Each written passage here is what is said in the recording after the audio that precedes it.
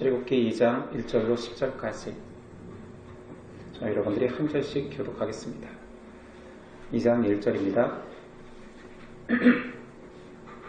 레위 가족 중 한 사람이 가서 레위 여자에게 장가들어 그 여자의 시어야 알려나니 그가 잘생긴 것을 보고 4달 동안 그를 숨겼으나 더 숨길 수 없게 되매 그를 위하여 갈대 상자를 가져다가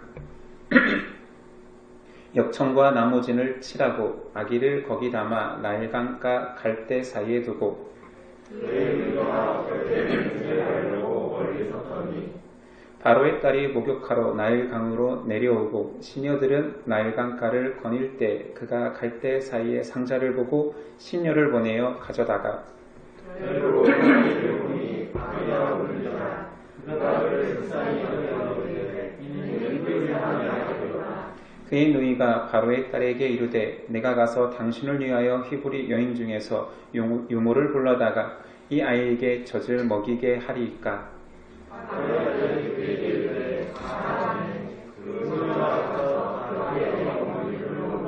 바로의 딸이 그에게 이르되 이 아기를 데려다가 나를 위하여 젖을 먹이라. 내가 그 삭슬 주리라. 여인이 아기를 데려다가 젖을 먹이더니 그 아이가 자라매 바로의 딸에게로 데려가니 그가 그의 아들이 되리라.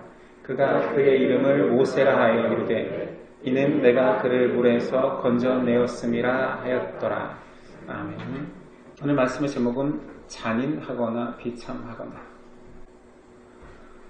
오늘 출애굽기 2장에는 독특한 전개 방식이 있습니다. 작은 이야기를 통해서 큰 이야기를 나타내는 것입니다. 작은 이야기는 오늘 등장하는 모세의 출생 이야기입니다. 큰 이야기는 출애굽 사건입니다. 작은 이야기인 그 모세 이야기, 나일강가에서 구출된 사건이죠. 그리고 큰 이야기, 이스라엘 백성이 홍해에서 구출되는 사건입니다. 모세는 왕의 아이로 입양되죠. 이스라엘 백성은 하나님의 백성으로 입양됩니다. 모세는 압제받는 동포를 구원하는 지도자로 자랍니다. 이스라엘 백성은 나아가 온 세상을 구원하는 택한 민족이 됩니다. 작은 이야기 모세 이야기는 그렇게 하나님의 큰 이야기를 위한 포석이었습니다. 신학적 의미는 갓 태어난 아이의 운명을 통하여서 이스라엘의 운명을 보여주고 죽을 수밖에 그 없는 운명을 하나님의 섭리 가운데서 어떻게 구원받는지를 예표하고자 합니다. 오늘 본문을 한번 보죠. 모세의 출생과 건져짐에 대한 아주 유명한 이야기입니다. 모세는 레위인의 자녀로 태어납니다. 그 가족의 이름들을 우리는 잘 알고 있잖아요. 부모의 이름은 아므람, 요게벳, 누이는 미리암이며 형은 아론입니다. 1절 레위 가족 중 한 사람이 가서 레위 여자에게 장가들어. 2절 그 여자가 임신하여 아들을 낳으니 그가 잘생긴 것을 보고 3달 동안 그를 숨겼으나 죄송합니다. 잘생긴 것을 보고라는 굉장히 뜬금없는 말이 원어에 등장하는데 이는 다 이유가 있습니다. 이 원어의 잘생긴 것을 보고라는 말이 창세기 1장에 하나님께서 천지 만물을 창조할 때마다 보시기에 좋았더라. 보시기에 좋았더라. 보시기에 심히 좋았더라. 바로 그 토부입니다. 모세의 출생 속에서 잘생긴 것을 보고라는 표현이 하나님의 창조 사역과 연결되어 있다는 것을 암시하는 것이요. 하나님께서 계획한 출생이다. 창조 때 하나님의 계획하에서 인간이 만들어진 것처럼 오늘 모세의 출생이 바로 잘생긴 것을 보고 보기 심히 좋았더라 그 단어와 연결시키면서 계획 가운데 있음을 강조합니다. 천지 창조 후에 인류는 어떻게 되었습니까? 하나님의 뜻대로 살 것 같았으나 바로 죄에 타락하여 위험에 빠지게 됩니다. 이스라엘 백성이 또한 애굽이라는 나라에 의해서 멸망, 진멸받을 위기에 처해 있습니다. 모세의 위기, 바로 창세기에 죄에 빠진 이스라엘의 위기를 계속 비교하면서 나아가고 있는 것이요. 이때 모세를 살리기 위해서 어미가 용기를 내어서 그 아이를 숨깁니다. 이 용기 또한 어미의 당연한 용기가 아니라 성경은 그것을 믿음이라고 말합니다. 히브리서에서 봤죠. 11장 23절. 믿음으로 모세가 났을 때 그 부모가 아름다운 아이임을 보고 석 달 동안 숨겨 왕의 명령을 무서워하지 아니하였으며, 오늘 말씀을 그대로 대변하고 있죠. 더 이상 숨길 수 없는 상황이 됩니다. 3절. 더 이상 숨길 수 없게 되매 그를 위하여 갈대 상자를 가져다가 역청과 나무진을 칠하고 아기를 거기 담아 나일강가 갈대 사이에 두고, 석 달을 숨겼지만 점점점 애굽의 감시와 애굽의 핍박이 조여옵니다. 더 이상 감출 수 없어 아이를 포기하지요. 그러나 차마 자기 손으로 죽일 수 없기에 갈대 상자에 담아 띄워보냅니다. 갈대 상자 또한 한 가지를 연상해야 되니 바로 노아의 홍수입니다. 노아의 방주입니다. 방주와 동일하게 계속 강조되는 단어가 있으니 갈대 상자 또한 방주처럼 역청을 바릅니다. 그리고 방주가 동력 없이 떠있는 부유물이었던 것처럼 갈대 상자 또한 막연한 소망 가운데 띄워졌습니다. 버린 장소는 갈대 사이입니다. 나일강가의 갈대 사이. 우리는 이제 훗날 이스라엘 백성이 출애굽한 이후에 건넌 강을 홍해, 레드시라고 알고 있습니다. 그런데 원어에서는 홍해가 아닙니다. 리드시입니다. 리즈시, 갈대 바다입니다. 오늘 모세가 갈대 바다 사이에 띄워졌다가 건져졌고, 훗날 이스라엘 백성이 홍해라 불리지만 리즈시, 갈대 바다에서 건짐을 받습니다. 이 얌스프라는 원어가 나중에 70인역이라는 그 번역본에서 리즈시가 레드시로 잘못 오역되었습니다. 갓난아이 모세가 이스라엘 백성보다 먼저 갈대 바다에서 구원받은 것처럼 훗날 이스라엘 백성도 리즈시에서 구원받습니다. 이 모든 것이 위대한 하나님의 구원의 예표가 되는 거죠. 자, 그 위기에서 모세는 건져집니다. 5절. 바로의 딸이 목욕하러 나일강가로 내려오고 시녀들은 나일강가를 거닐 때에 그가 갈대 사이에 상자를 보고 시녀를 보내어 가져다가, 잘 알다시피 바로의 딸이 목욕하러 왔다가 모세를 발견합니다. 발견하자마자 나일강가에서 법령으로 히브리 아이들을 무조건 수장시켜라 했기 때문에 물가에서 건져지는 아이라면 당연히 히브리 아이인 줄 압니다. 6절. 열고 그 아이를 보니 아이가 우는지라 그가 그를 불쌍히 여겨 이르되 이는 히브리 사람의 아이로다. 히브리서 출애굽기 초반부에는 굉장히 독특하게 계속 한 애굽의 바로의 일을 거절하는 자들, 그의 살상을 막으려는 자들로 여자들이 계속 등장합니다. 두 산파가 막았지요. 그리고 죽이라는 그 명령에 거부하는 모세의 어머니가 있었지요. 그리고 그 법령을 가장 잘 지켜야 될 바로의 딸조차 그 법령을 어기고 아이를 건져냅니다. 초반에 그렇게 여자들만 계속 구원으로 생명을 살리는 일로 쓰임받고 있습니다. 그래서 어떤 설교자는 이렇게 묘사했습니다.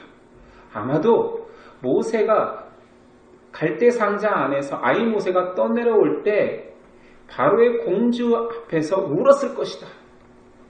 그래서 바로의 공주는 공주로서가 아닌 여자로서가 아닌 어머니로서 모성애가 작동해서 그 아이를 건졌을 것이다 라고 묘사하기도 합니다. 모성 본능이 그런 거지요. 기본적으로 생명을 귀히 여기는 본능이 여성이 더 강한 것 같아요. 그렇죠? 왜냐하면 하나님은 생명을 낳게 하는 출생을 여성에게 맡겼거든요. 그런 여러 가지 역사 속에서 계속 여자들이 등장하고 여자들에 의해서 모세는 건져집니다. 누이가 또한 모세를 원어미에게 모세의 진짜 엄마에게 소개해주는 역할까지 전부 다 여성들인데 이것은 하나님의 섭리일 뿐만 아니라 하나님의 치밀한 계획 가운데 있었던 일 같습니다. 오늘 말씀 속에 우리는 비교해야 될 아주 중요한 비교점이 있으니 그러기에 앞서 죄송합니다. 오늘 애굽의 공주가 모세를 건져내는데 이 애굽의 공주는 누구입니까? 이 역사적 사실을 그렇게 중요하지 않지만 우리라면 좀 따져봤으면 좋겠습니다. 애굽의 공주라면 그 당시에 애굽의 바로 애굽 왕은 누구입니까? 두 가지 설이 있습니다. 첫째는 초기설, 더 오래된 설을 초기설이라고 합니다. 이것은 성경에 근거합니다. 사사기 11장 26절부터 한번 따져보지요. 사사 입다가 이스라엘이 가나안 땅에 거한 지 300년이 되었을 때의 사사라고 말합니다. 자, 입다가 사울보다 앞서는데 사울은 역사적으로 언제 왕이 되었는지 기록되어 있습니다. 주전 1050년입니다. 자, 주전 1050년에 사울이 이스라엘을 통치하고 있었다라고 하면 그 전에 300년이 되었다라고 말했으니 300을 더하면 됩니다. 자, 주 전이니까 더할수록 옛날이 되어지는 거예요. 자, 300년을 더하고 사울이 통치하던 시기에 300년을 더하고 자, 이스라엘이 광야 생활한 40년을 더하면 주전 1440년이 됩니다. 자, 왕상 6장 1절에서 다시 한번 따져볼게요. 이스라엘 자손이 애굽 땅에서 나온 지 480년이요. 솔로몬이 이스라엘의 왕이 된 지 4년 15월 곧 둘째 달에 솔로몬이 여호와를 위하여 성전 건축하기를 시작하였더니 이것도 다시 거슬러 올라가야 됩니다. 솔로몬이 제위한 그 솔로몬 제위 4년은 주전 969년입니다. 966년입니다. 여기에 애굽 땅에서 나온 지 480년이라고 했으니 계속 이제 역으로 더해가는 거예요. 480년을 더하면 주전 1446년. 사사기의 계산하고 솔로몬의 계산이 동일하게 1440년으로 올라가게 됩니다. 이 시기에 애굽 왕 바로는 자, 애굽은 일반 역사 속에서는 이집트잖아요. 바로는 왕명이잖아요. 파라오. 그 당시에 파라오는 아멘호텝 2세입니다. 그러니까 출애굽 당시에 아멘호텝 2세가 파라오였다면 모세의 출생까지 가려면 자, 모세가 출애굽을 할 때의 나이가 80이니까 다시 80년을 더해서 거슬러 올라가면 대략 토트모스 1세 때가 됩니다. 우리 일반 역사 속에서 터트모스라고도 하고 투트모세라고도 합니다. 투트모세라는 말이 더 많이 들었을 수도 있어요. 이때가 주전 1526년입니다. 그러니까 나일 강에 아이들을 빠뜨려 죽여라 학살령을 내린 사람이 토트모스 또는 투트모세 1세입니다. 이집트 18왕조의 세 번째 왕입니다. 목욕하러 나온 공주는 누구냐? 바로 토트모스 1세의 딸일 가능성이 높고 그 딸이라면 나중에 토트모스 2세와 결혼해서 여왕이 된 하첵수트 여왕일 가능성이 아주 높지요. 그 하첵수트 여왕의 양자가 된 것입니다. 모세가 나중에 애굽인을 죽이고 도망하였을 때 하첵수트가 죽은 후였기 때문에 그때 통치하는 바로는 토트모스 3세. 자, 출애굽 당시에 바로는 그러면 누구냐? 토트모스 3세. 모세를 죽이려고 했던 그 왕이 죽은 이후에 파라오가 된 아멘호텝 2세. 적지 않거나 다시 공부하지 않으면 되게 엇갈리겠죠. 출애굽 당시의 왕임을 지금까지 계산한 건 전부 다 성경에 근거해서 역추적한 왕들입니다. 재미있는 사실은 출애굽 당시에 아멘호텝 2세가 왕이었다고 했잖아요. 근데 우리 출애굽 때 장자의 죽음을 경험한 걸 알고 있잖아요. 그래서 애굽의 역사 속에서 이 아멘호텝 2세는 후계자가 장자가 아니라 차자였습니다.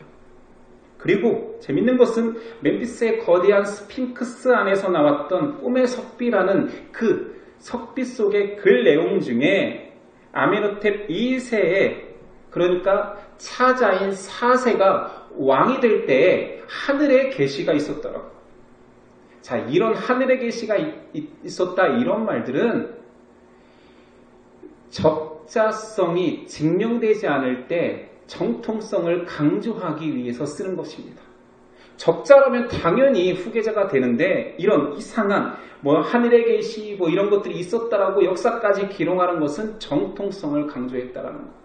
장자가 죽었으니까. 이것은 재미로 그냥 꺼낸 이야기입니다. 지금까지가 성경에 근거한 역추적 방식이었다면 고고학적 증거로는 약간 시대가 바뀝니다.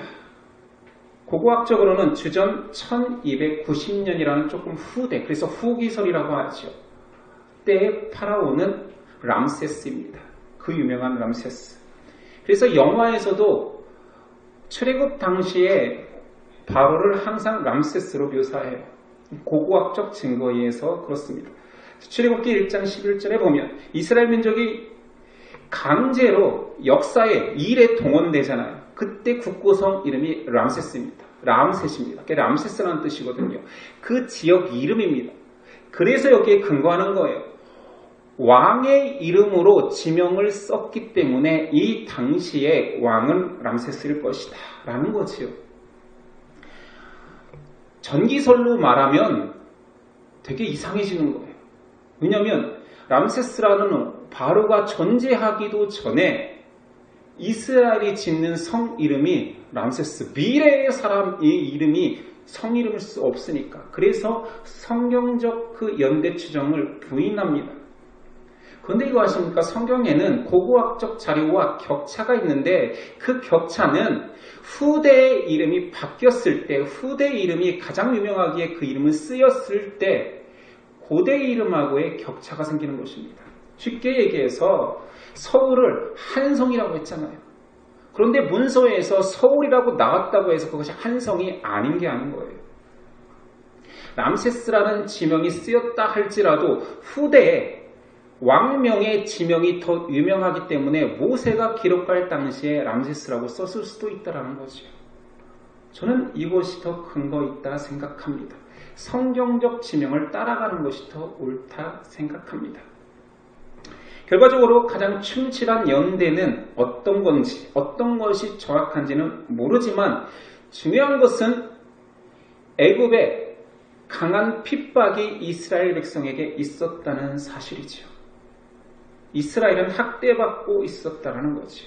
잔인한 파라오에 의해서 통치되고 있었고 이스라엘은 노예와 같았던 상황 속에서 모세라는 한 히브리 아이가 왕궁에서 자랐고 그를 통하여서 이집트의 절대 권력을 누릴 수 있었지만 그는 기꺼이 그 권력 안에서 그 권력을 탐닉하며 살 수 있었지만 그것들을 거절하고 하나님의 뜻을 위하여서 또는 자신의 동족에 함께 고난받기 위하여서 모든 특권을 내려놨다는 것입니다. 이것을 히브리서에서는 믿음이라고 얘기했죠. 모세 또한 믿음으로 하나님께서 모세를 택하는 순간부터 너는 내 것이라 하는 선언이 있을 때부터 그 속에 주입한 것은 바로 믿음이었습니다. 하나님의 계획은 그렇게 믿음을 부여함으로 하나님의 계획대로 살아갈 수 있는 한 사람이 허락된 거죠. 오늘 말씀 속에는 두 백성이 계속 힘의 싸움을 하고 있습니다. 절대 권력을 가진 잔인한 애굽과 처절하게 비참한 이스라엘입니다. 그런데 애굽 사람과 이스라엘 백성의 차이는 무엇일까요? 단순히 원래 힘이 있었기 때문에 그 힘을 마음껏 사용한 그들은 악한 것이고, 나약하고 힘이 없기 때문에 불쌍한 그들은 하나님이 긍휼히 여기고 하나님이 그들이 불쌍하기 때문에 도와줘야 된다는 당위성이 생깁니까? 그게 당연한 건가요? 힘 있는 자는 악하고 약한 자는 도와줘야 되는 그런 당위성이 생깁니까? 애굽 통치자들이 정한 법령이 잔인한 것은 사실입니다. 자기 동조가 아니라고 그들이 흥왕하기 때문에 남아를 수장시키고 죽인다는 것은 굉장히 무섭죠. 무자비의 극치입니다. 그런데 그 법령을 받아들인 이스라엘은 어땠습니까? 자신이 낳은 아이를 자신의 손으로 수장시키는데 순종합니다. 처참함에 비참함에 극치죠. 결국 모세의 부모도 믿음으로 3달간은 버텼지만 자기 손으로 자녀를 수장시킬 수는 없기에 갈대 상자에 띄워 보냈지만 결국은 죽인 거 아닙니까? 물가에 마지막으로 손을 띄우는 순간 그것은 땅에 묻는 거와 일반이었습니다. 그건 죽음을 방치한 거니까. 혹 죽을 줄 알지만 자녀를 계속 보호하다가 같이 죽을 수밖에 없는 처지를 기꺼이 받아들일 수는 없었나요? 죽음의 공포 앞에 선 인간을 탓할 수는 없습니다. 누구라도 내가 죽을 위기에 내 아이를 버리는 것은 너무나 당연할 수도 있습니다. 아니, 당연하다기보다 그렇게 행동한 그를 탓할 수는 없습니다. 그러나 인간의 비참함은 직시할 수 있죠. 들짐승도 자기 새끼를 살리기 위해서 자기 목숨을 아끼지 않는 경우도 있습니다. 그런데 만물의 영장이라는 사람들이 나 살기 위해서 내 새끼를 내 손으로 수장시키는 그 비참한 상황.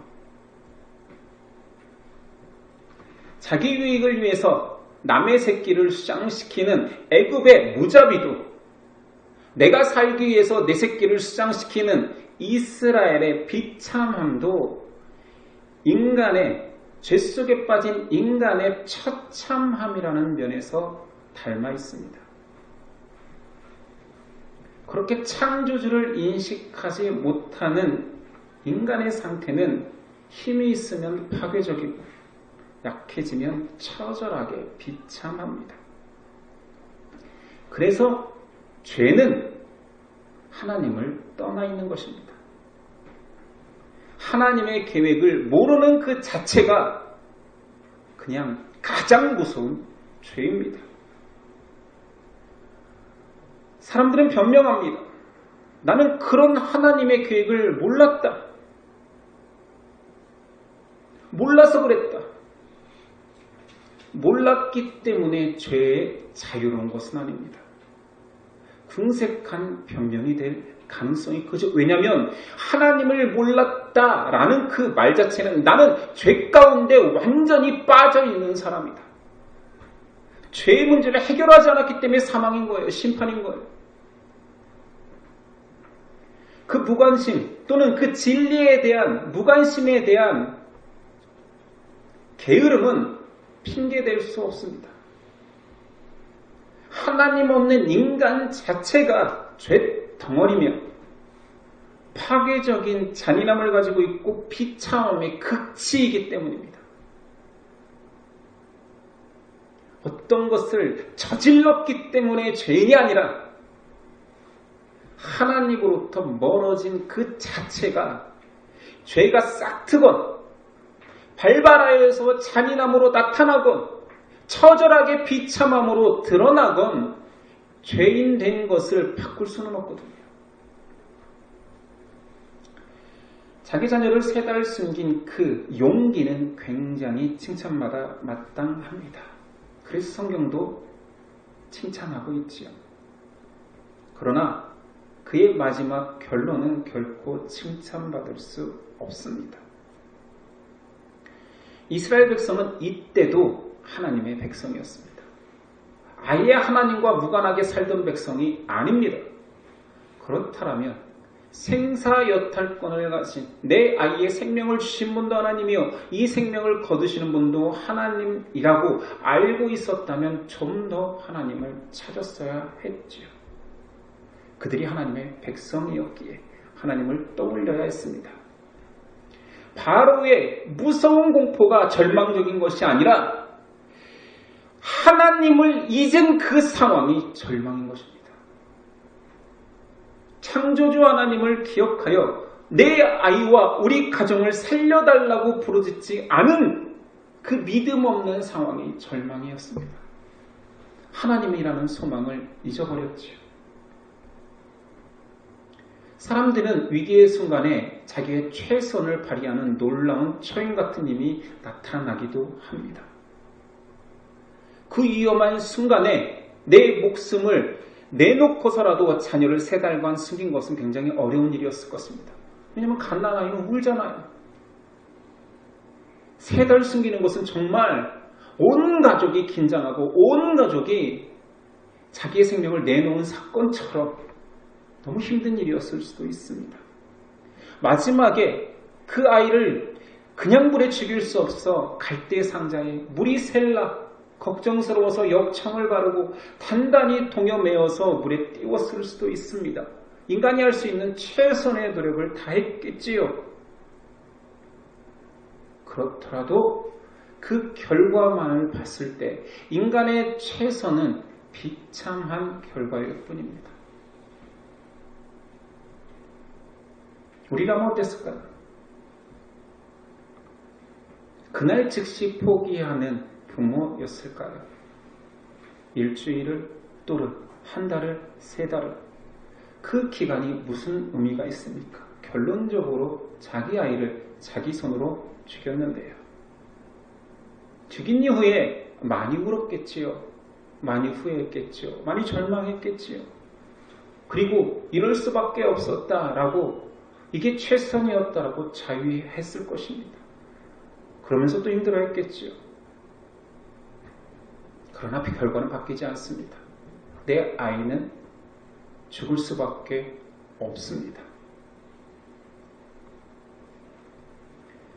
애굽 사람, 애굽의 통치자들에 의해서 잔인한 법령이 떨어졌지만 애굽 사람 사이에서는 그 법령이 달가웠을까요? 굉장히 가슴 아파하는 사람은 없었을까요? 막고 싶지만 왕의 명령이기에 순종할 수밖에 없는 애굽 사람들도 비참한 것입니다.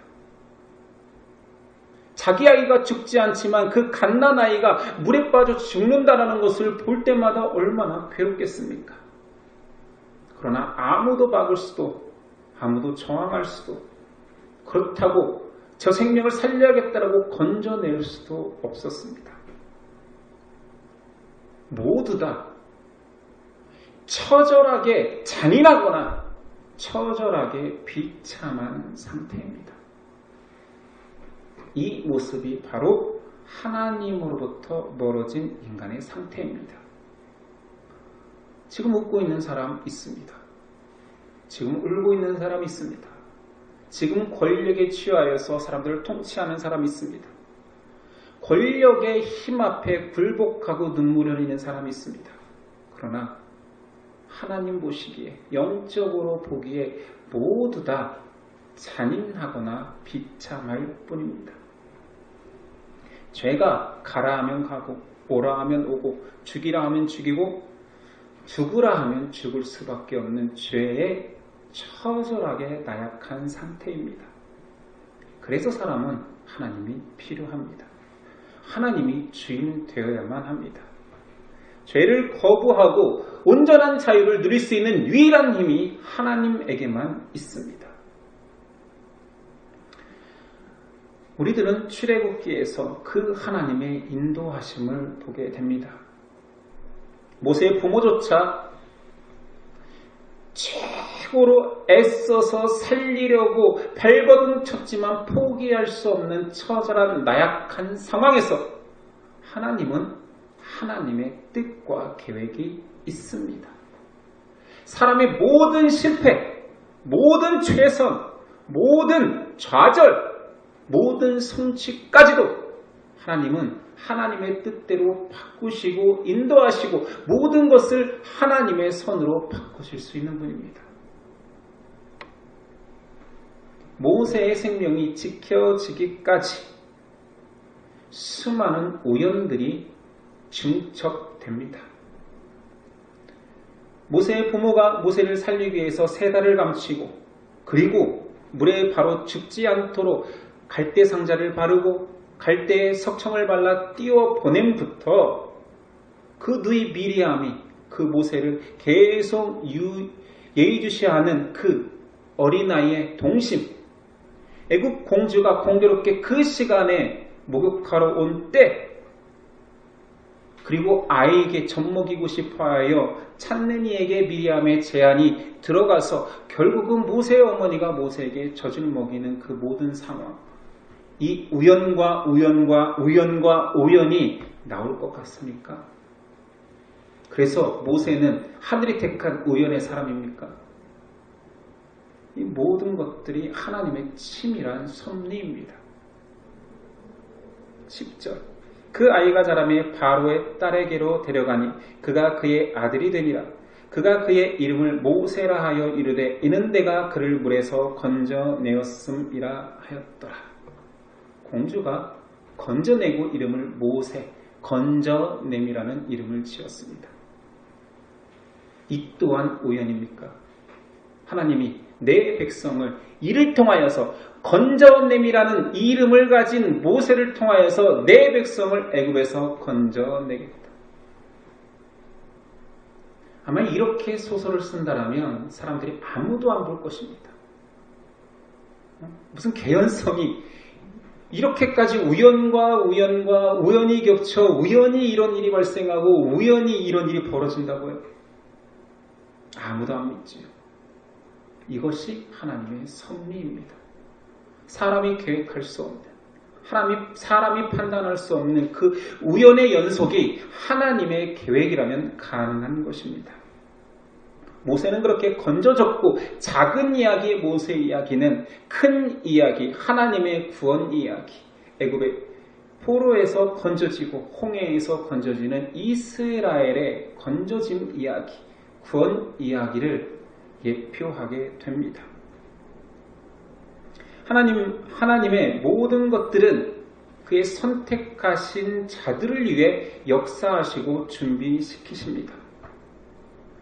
하나님이 그 놀라운 지혜로 우리를 구원하시기 위해서 그 모든 계획을 세운다라는 거, 그런 열심을 낸다라는 거, 그런 성실함이 우리를 위한 것이라는 것을 믿으십니까?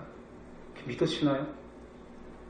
나를 위해서 어떤 한 사람의 작은 성실도 고맙고 은혜를 여기는 우리인데 창조주가 나를 위하여서 그런 놀라운 계획들을, 놀라운 역사들을 이루고 계십니다. 반면 우리는 어떻습니까? 여러분은 어느 입장에 서 계십니까? 애굽처럼 힘 있습니까? 때로는 애굽처럼 힘 있고 내 잘난 맛에 살 때도 있지요. 그러나 힘 있는 우리는 잔인해질 뿐입니다. 내 상황이 어떻습니까? 이스라엘처럼 작은 자입니까? 힘없는 자입니까? 작지만 없지만 당당하십니까? 그런 사람 보셨습니까? 처절하게 비참합니다. 우리를 보십시오. 나를 직시하십시오. 힘이 있으면 잔인하고 힘이 없으면 나약하고 비참해지는 나를 보십시오. 그런 우리에게 하나님이 오셨습니다. 우리를 구원하시기 위해서 그런 나약하거나 비참한 또는 잔인한 나를 구원하시기 위해서 하나님의 계획이 계속 쓰여지고 역사하고 계십니다. 인생의 정답은 하나님을 보는 것입니다. 하나님은 자기 백성이 흔들릴 때 믿음을 주시고 결국은 강한 손으로 붙드십니다. 역시 우리의 소망은 하나님뿐입니다. 내 유일한 소망이 하나님이라는 사실을 아는 순간 내 존재가 바뀌는 것입니다. 상황과 상관이 없지요. 아무리 가진 자도 비참할 수 있고 아무리 없는 자도 잔인해질 수도 있습니다. 사람은 그렇습니다. 죄는 얼마든지 우리를 가지고 놀 수 있습니다. 그런 우리를 건지시기 위하여서 그 옛날 모세를 통하여서 작은 이야기를 들어보렴. 그리고 이스라엘의 구원을 들어보렴. 그리고 가장 강력한 내 아들 예수 그리스도의 구원 소식을 들어보렴. 이 모든 것이 바로 너를 건지기 위한 나의 치밀한 계획이었다. 완벽한 계획이었다. 나의 구원이 어떤 놀라운 역사인지 아시겠습니까? 나 한 사람을 건지기 위한 하나님의 놀라운 성실을 아시겠습니까? 그런 우리라면, 그것을 인지하는 나라면 무엇을 하시겠습니까? 하나님께 어떻게 나아가겠습니까? 나를 택하시고 나를 구원하시고 신실하게 인도하시는 하나님께 여러분은 어떻게 반응하시겠습니까? 오늘 이 자리가 그렇게 만들어진 초대받은 자리입니다. 너는 내 것이라 내가 너를 위하여 태초부터 지금까지 그리고 끝날까지 성실하게 일한다. 너는 내 것이라 말씀하고 있습니다. 모세의 사건은 우리를 위함이었습니다. 모세의 건져짐은 이스라엘 백성의 예표가 아닌 바로 우리 구원의 예표가 되었습니다. 우리가 그런 하나님의 백성입니다. 기도하겠습니다. 주님 감사합니다. 티끌과 같이 작은 나를 우주와 같이 큰 하나님의 섭립 가운데에서 구원하시고 세상 수많은 사람들 중에 한 사람인 것 같았던 나를 세상 모든 만물보다 귀하게 여기시고 구원하신 하나님, 그 크신 하나님의 계획과 그 계획을 신실하게 이루어 가시는 하나님의 사랑을 오늘도 봅니다. 왜 그렇게 나는 작고 못나고 때로는 악합니까? 왜 나의 진짜 정체, 진짜 나의 본질을 자꾸 망각합니까? 그리고 세상의 주인이 하나님임을 왜 자꾸 잊습니까? 바로의 공포 가운데 비참해질 수밖에 없는 우리입니다. 세상의 힘 앞에 좌절하고 작아질 수밖에 없는 우리입니다. 우리는 원래 작고 약하지만 우리를 창조한 우리의 아버지 하나님은 크심을, 세상의 죄인이심을 당당하게 고백하며 찬양하며 살게 하옵소서. 오늘도 우리의 입을 열어 내 아버지 하나님을, 나를 향한 놀라운 일을 행하신 하나님을 마음껏 찬양하길 원합니다. 이 모든 일을 행하신 예수 그리스도의 이름으로 기도드렸습니다. 아멘.